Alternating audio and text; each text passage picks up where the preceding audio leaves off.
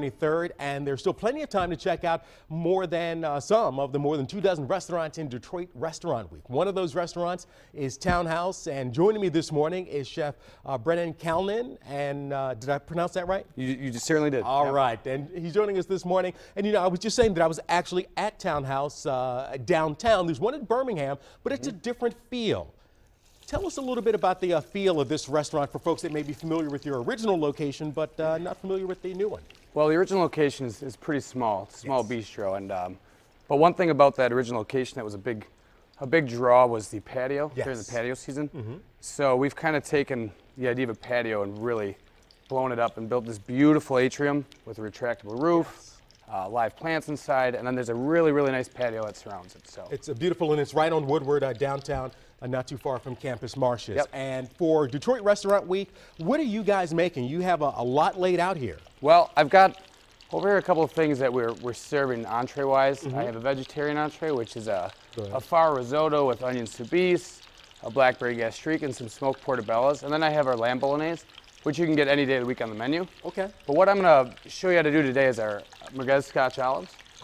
So merguez is a Moroccan lamb sausage, heavily spiced, and a Scotch olive traditionally is a pork sausage around a green olive. Great for drinking beer with. Oh, okay. So I'm just going to show you here. We make this in house. I've got some. Smell it. I can smell the spices. Yeah. I'm going to just show you how to make them though. So we take our sausage, and then you're going to stuff the olive inside. Kind of roll it up like a meatball. Right.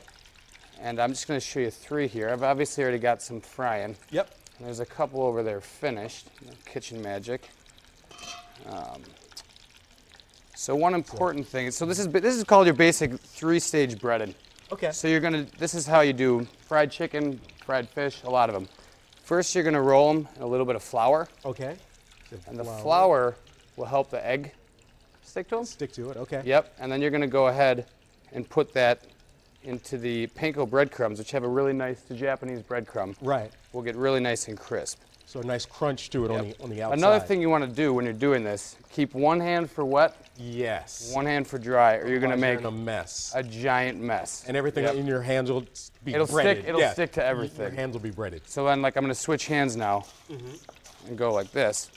Now, with the, like I said, the kitchen magic, I went ahead and dropped those right away. So why don't I take these gloves off here real quick. And how long do they have to cook since you dropped them in? The oil was very hot and up to temperature already. It was very hot. Actually, I'm going to take this little towel here to suck up some of that grease. One of my favorite things to tell my cooks is till they're done. Okay. So, a way to tell that, though, I mean, if you're really concerned, with a merguez lamb sausage, you can eat lamb medium rare. So this is something you can fry to about a medium. I think most people probably like to have it fried all the way through. But if you were really concerned, just take a little thermometer and temp it out. So the way we finish this dish, I'll let this drain real quick. Okay. Don't roll away. We've got a couple sauces here. What I've got here is a romesco sauce. Okay, and tell me a little bit about a romesco sauce. What's it like? What's it taste like? Okay, well, it's a romesco sauce. There's a lot of ways to make it, but it's basically kind of a working man's sauce out of Spain. I love it. It's bread, it's hazelnuts, it's almonds, it's garlic, it's red peppers, it's tomatoes. But the thing that makes it really special is it's all roasted. Oh, so you get these really deep, kind of rich, sweet. The roasting brings out a sweetness.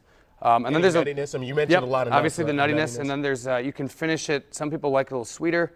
I like to have a little heat in mine, so I'll finish a little bit of cayenne or maybe some chilies. Okay. And then we've got a basic gremolata here, which is just parsley, some lemon zest, and some roasted garlic. Okay. And finally, we finish with a little preserved lemon aioli. All right. So I'll set that down there. And this aioli, it's very simple, but that brightness of the lemon will cut right through the fat of the sausage. So you have the fat from the sausage, the heat from the sauce, and a little bit of lemon. So a nice mix there of flavors. You're trying to hit a couple different notes. Anytime you're trying to cook, you want to have different contrasts and flavors and textures to keep it exciting. And is this the entree for? Nope. This is one of the starters. One of the starters. Yep. Okay. The entrees are the smoked portobello and the lamb bolognese. Wonderful. Well, thank you, Chef. Thank you so much for joining us. Cheers. I can't wait to dig into this. Unfortunately, we don't have any forks around here, but I'll let you know how it tastes. Oh, this is finger food, man. Finger food. There you go. All right.